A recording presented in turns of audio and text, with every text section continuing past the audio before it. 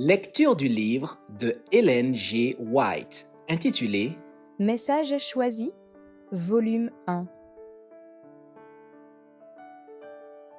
Chapitre 37.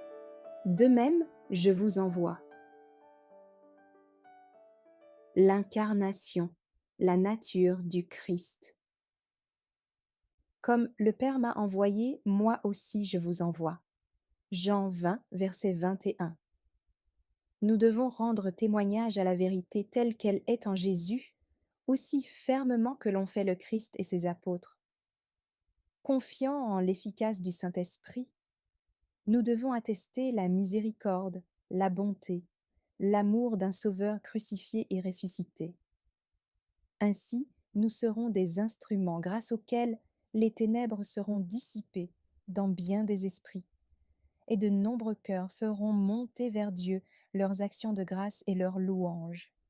Chaque enfant de Dieu, homme ou femme, a une grande tâche à remplir. Jésus a dit : « Si vous m'aimez, gardez mes commandements.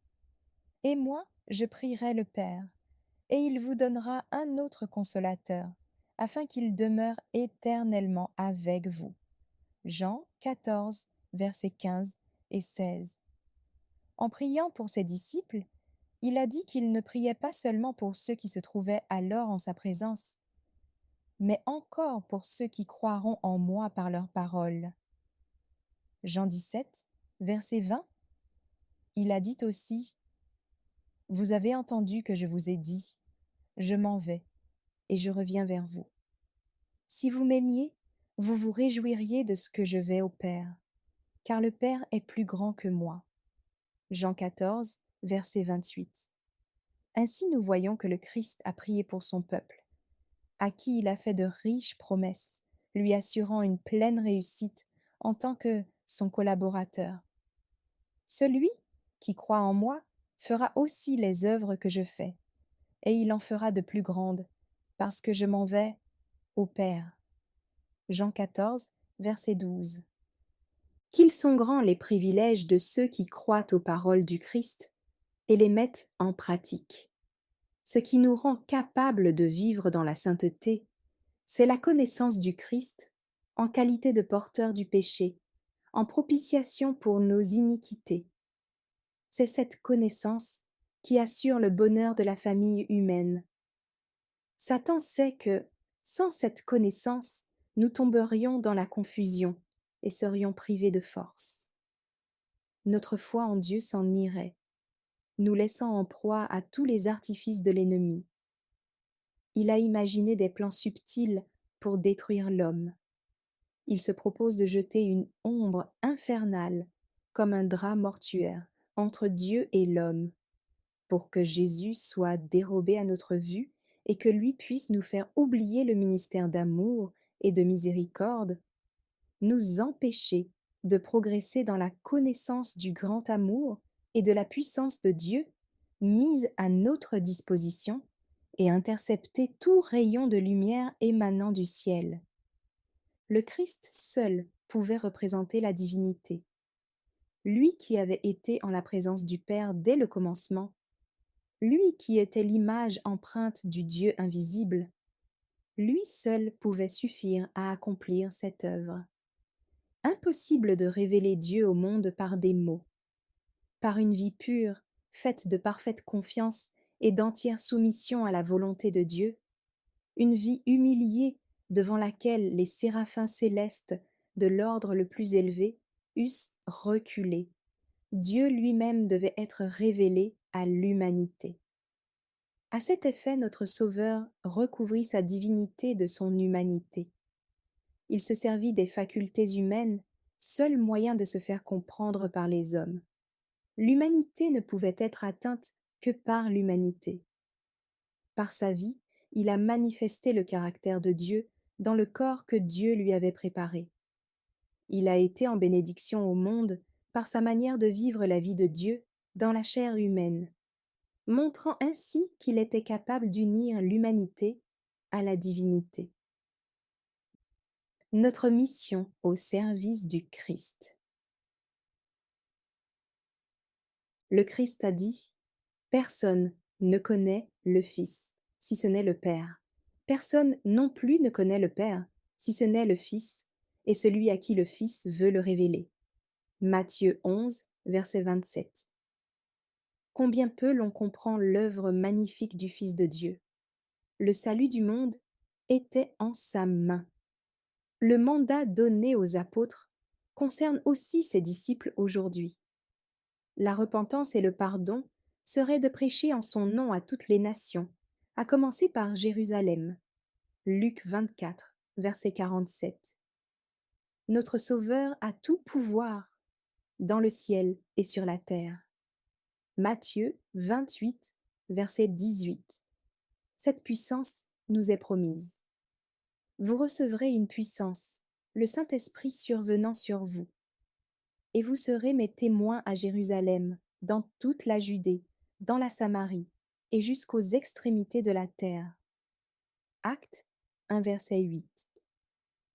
Même si une église est composée de membres pauvres, sans instruction, inconnus, si ce sont des membres qui croient et qui prient, leur influence se fera sentir dans le temps et dans l'éternité.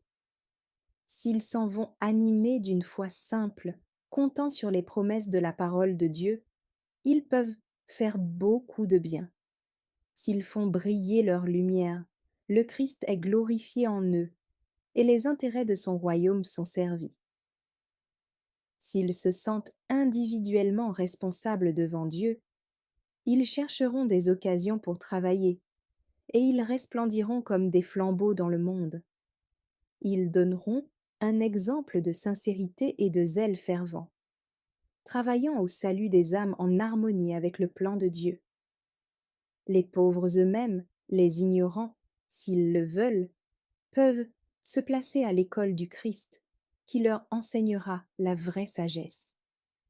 Une vie débonnaire, de confiance enfantine, de vraie piété, de vraie religion, exercera une réelle influence sur d'autres.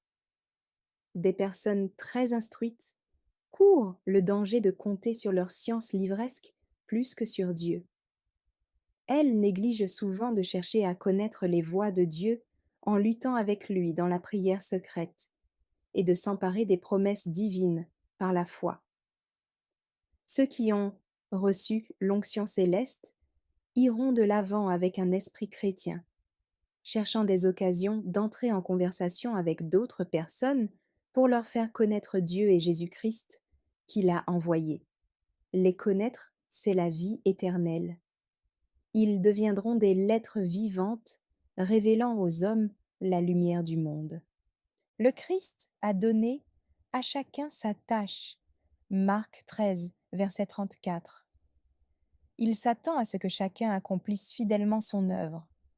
Grands et petits, riches et pauvres, tous ont un travail à faire pour le Maître. Chacun est appelé à l'action. Faute d'obéir à la voix du Seigneur, d'accomplir l'œuvre par lui assignée en s'appuyant fermement sur lui, qui nous rend capables, faute de suivre son exemple, les mots « serviteurs infidèles et paresseux » seront inscrits à l'encontre de notre nom. Si vous ne communiquez pas la lumière qui vous a été donnée, si vous négligez de faire briller votre lumière, celle-ci s'éteindra et votre âme courra les plus grands dangers.